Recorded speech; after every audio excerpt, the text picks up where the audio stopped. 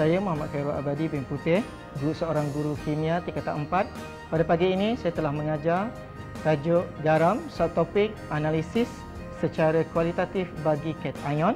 Objektif pembelajaran pada pagi ini iaitu pelajar akan dapat mengenal pasti apakah cation yang hadir dalam larutan garam yang tidak diketahui, dan akhir sekali pelajar akan dapat mereka cipta satu bubur iaitu bubur NaOH dan bubur NH3 bagi merumuskan segala cation yang hadir dalam larutan garam yang tidak diketahui.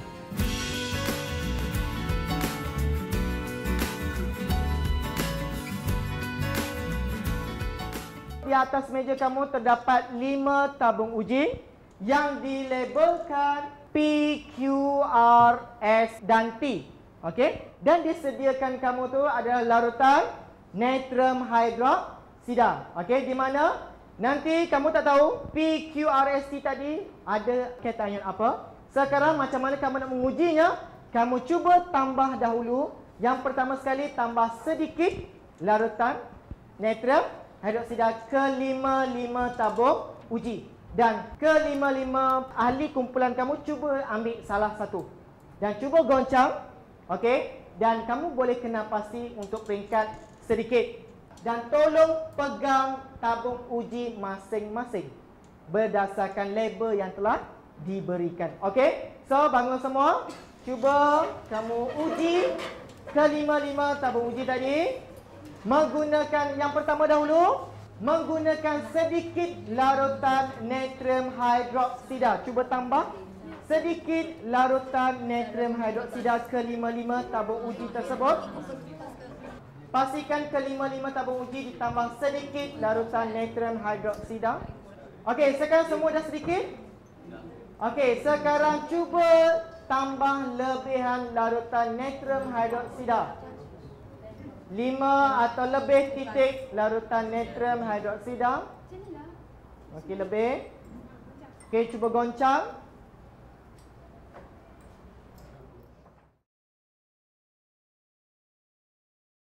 Ke 5 tabung uji tadi mesti akan hasilkan perbezaan. Kalau persamaan, kamu payah nak kena pasti.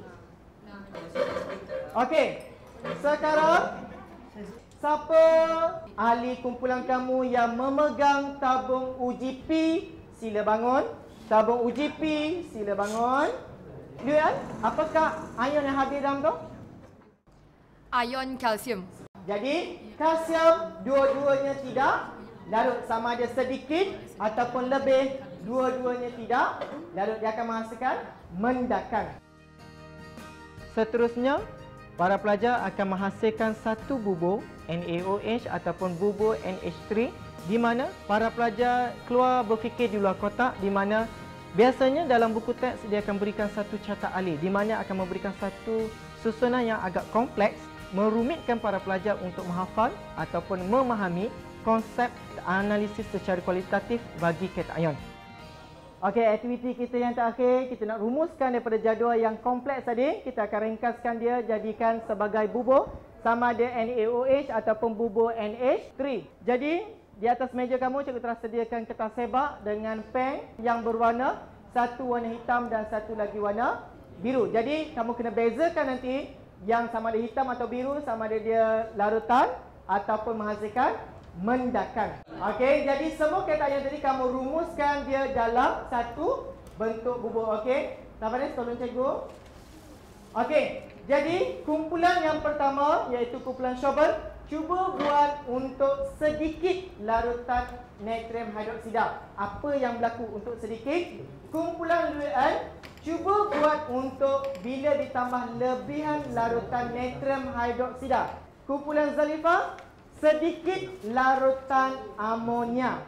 Dan kumpulan Hakim, lebihan larutan amonia. Okey, kamu cuba siapkan dalam masa 10 minit. Cuba bezakan di mana kalau mendakan mesti letak di bawah. Okey, yang larutan kamu cuba buat dia melarut. Dia melarut ke atas lah, jangan termenap. Okey, dan dalam ini kamu cuba tuliskan cation apa yang ada. Okey, jangan kamu tinggalkan warna biru dan kamu tinggalkan warna hijau. Apakah cation yang ada? Jadi, apa yang perlu kamu buat? Cuba buat dalam kertas sebab. Okey, lukiskan bentuk gambar rajah bubur. Dan dalam bubur tadi, apakah kandungan dia? Cation yang ada. Boleh? Okey, boleh mula sekarang.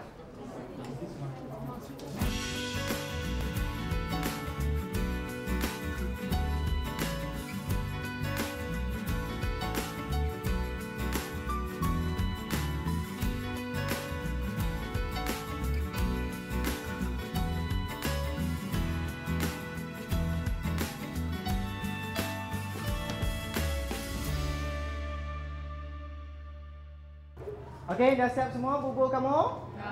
Okey, sekarang tiba masanya untuk kamu bentangkan bubur kamu. Okey, kita mulakan dengan larutan natrium hidroksida yang sedikit dahulu. Okey, ke depan.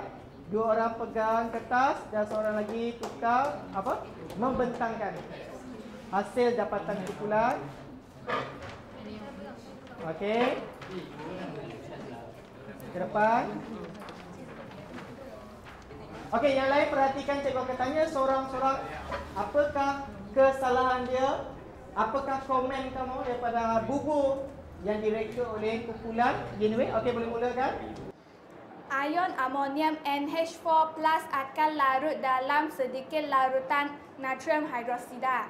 Ion kalsium, ion plumbum, ion zinc, ion aluminium akan menghasilkan mendakan berwarna putih apabila ditambah dengan sedikit larutan natrium hidroksida.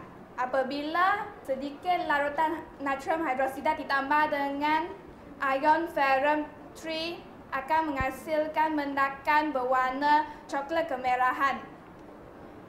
Ion ferrum 2 akan menghasilkan mendakan berwarna hijau apabila tambah ke dalam sedikit larutan natrium hidroksida. Ion kuprum akan menghasilkan mendakan berwarna biru apabila ditambah dengan sedikit larutan natrium hidroksida. Okey, Genway, cikgu nak tanya satu soalan. Okey, ke-8 ada berapa cation tadi? 8. Okey, 8 cation jika ditambah sedikit dia akan menghasilkan mendakan, betul? Ada dua perbezaan mendakan. Satu yang berwarna, satu lagi mendakan tidak berwarna. Yang berwarna adalah ion ferrum 3, ion ferrum 2 dan ion kuprum. Okey, ion kuprum, ion ferrum 2 dan ferrum 3. Okey, kecuali amonium sahaja yang larut dalam sedikit. Boleh? Okey, terima kasih kumpulan Genway. Okey, berikan tumpukan.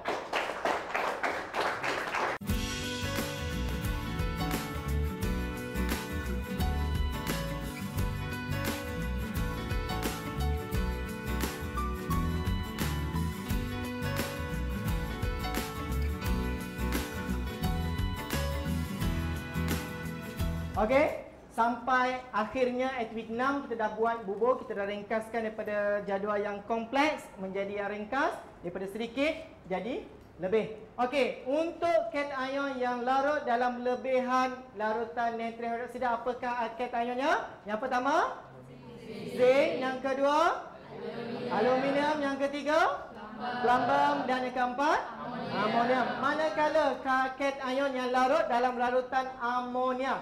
Yang pertama, zinc, yang kedua, kuprum, yang ketiga, kalsium. Apakah persamaan cation zinc?